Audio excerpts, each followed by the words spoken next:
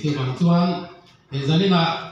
แห่งหุ่นเตหิมาดิดูดานก็นำหังชีเตหิไอ้ชีระเป็นบอกกันนี่เชนชื่อบางส่วนของท่านเขาเตบุลหุ่นมันที่ไอ้หิมเบมากันช่วงเจ้าหลอมถูกันสวยนนแหละนี่แค่ปฏิบัติถูกันเชียร์นะตัวเต็งกันสวยจ้าฟังอาที่มีจอดจวนหุ่นเตปอเราองเดียวเท่าหุ่นเตปอกันละห้องตัวร่างกายเรามารอสุดินตัวเตปอเสียงคันอินเดียจะเทียบเวลาแต่โฉกันที่มีจอดจวนปฏิญาณฝักเล็กสวยมวยน้ำลากันสางอ่ะโอลันป่าอิมัลสมนัดดูกันอย่างกินจุงหลังที่ข้ากันทั้งโลกอ่ะที่มีจอดจวนต้องใจรัวนักกันเนี่ยนะต้องใจรัวนักกันเนี่ยถ้าตกพาตุยนะตกอาคารัวลิงกันจะไล่คมหุ่นเสร็จกันติดต่อตอนเนี้ยปฏิญาณที่ยังมีเวลาไม่ถางก็เรื่องความมีเจตนาติดโกโก้และเล็กขท่อนปฏิณะบุ้งทุ่มสร้างสมภาษาดิถุยกันเชียร์ไงจุมีฟังชวนตัวพ่อคริสตาอังชวนทิลเสียงทางอารมณ์นี้อ่ะ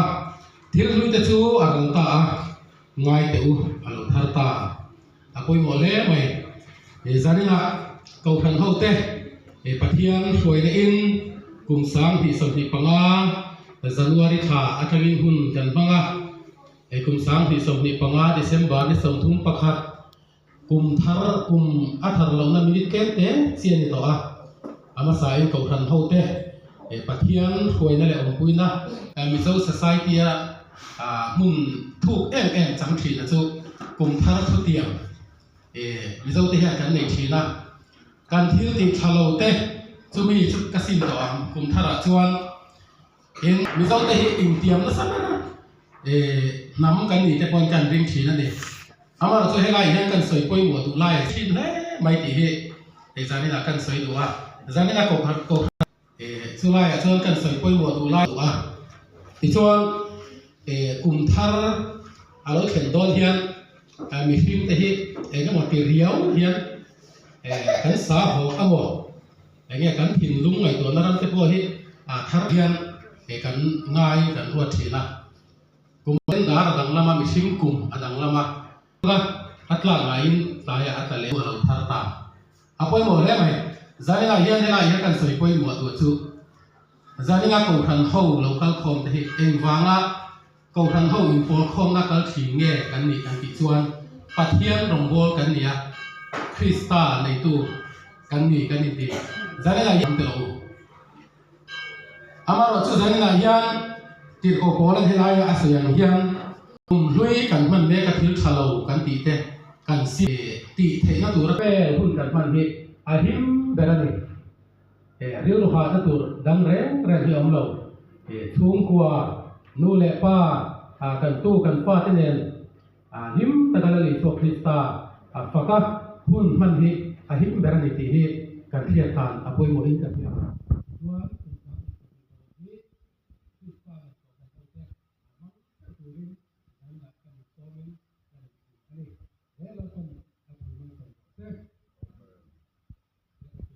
ดีเว้ยมันคบไม่ให้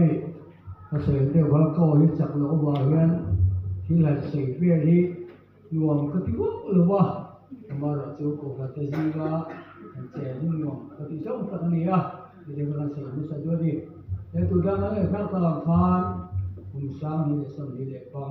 จะโดยสันติมินแล้วก็ตัวกันที่มันช่วยอารมณ์เฮ้ยก็เดี๋ยวจะไล่ต่อละส่วน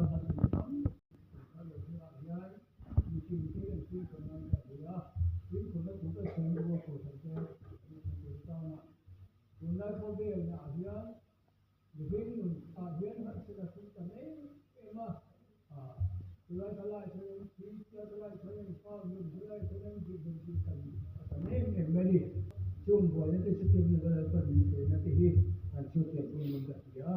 ถ้าเชื่อผู้ช่วยมันจะคุยที่ข้าที่การช่วยที่ส่ง